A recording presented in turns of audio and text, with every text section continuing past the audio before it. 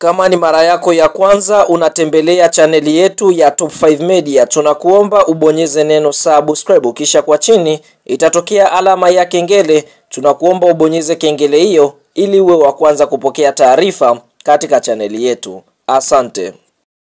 Mchezo mkubwa wa ligi kusoka Tanzania bara almaarufu kama NBC Premier League ambao tumetoka kuutazama siku ya leo kutokea katika uwanja wa KMC Complex ni mtanange ambao umeikutanisha klabu ya soka ya Simba dhidi ya kikosi cha timu ya soka ya Pamba Jiji, mchezo ambao Simba wameweza kufanikiwa kuondoka na alama 3 mbele ya kikosi cha timu ya soka ya Pamba Jiji kwa kuibuka na ushindi. Kabla ya kuendelea mbali, kama ni mshabiki wa Simba umeweza kukoshwa na ushindi ambao Simba wameweza kukosa dhidi ya kikosi cha timu ya soka ya Pamba Jiji, like video yetu, alafu sasa twende kwenye comment section katuambie wewe ni mchezaji gani ambaye ameweza kukuvutia katika mchezo wa leo dhidi ya Simba Sports Club. Sasa twende kazi tukafahamu nini ambacho kimeweza kujiri katika mchezo. Ufahamu katika kipindi cha kwanza dakika 16 kutokana na faulo ambayo aliweza kuchezewa Joshua Mutale Budo, basi ikaweza kuzaa penalti na penalti hiyo ikaweza kupigwa na Jean Charles katika dakika ya 16.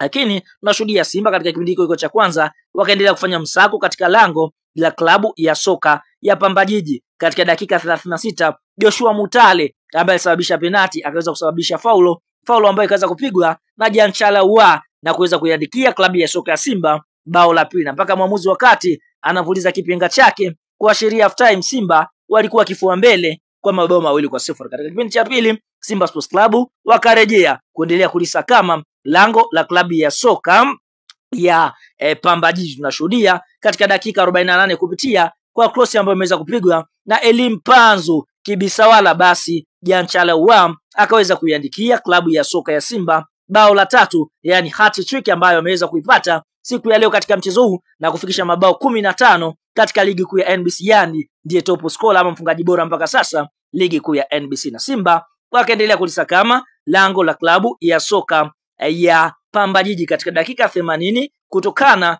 na kazi nzuri ambayo iliweza kufanywa. Basi tunashuhudia Simba kupitia kwa Leon Christian Mbida akaweza kuiandikia klabu ya soka ya Simba bao la 4, na Simba wakaendeleza msako hivyo hivyo. Dakika 85 tena Leonel Christian Mbida akaweza kufunga sensational goal, yani goli la amazing, goli ambalo lilikuwa ni bora sana na kuweza kuifanya Simba kuweza kupata bao la 5. Lakini kabla ya mpira kumalizika dakika 86 tunashuhudia Pamba Jiji wakaweza kupata bao la kufutia machozi katika dakika ya 86 kupitia kwa mchezaji Tegis ambaye amesajiliwa katika dirisha dogo la usajili, mpaka mwamuzi wakati anapuliza kipinga chake katika dakika 90, basi mnyama Simba ameweza kufanikiwa kuibuka na ushindi mbele ya kikosi cha timu ya soka ya Pamba Jiji, ukiwa ni mchezo wa ligi kuu ya NBC. Hivi sasa tunavyoongea mnyama Simba Sports Club kunako msimamo wa ligi kuu ya NBC anamfukuza Yanga vibaya sana, ambapo Yanga yupo katika nafasi ya kwanza akiwa amecheza michezo 26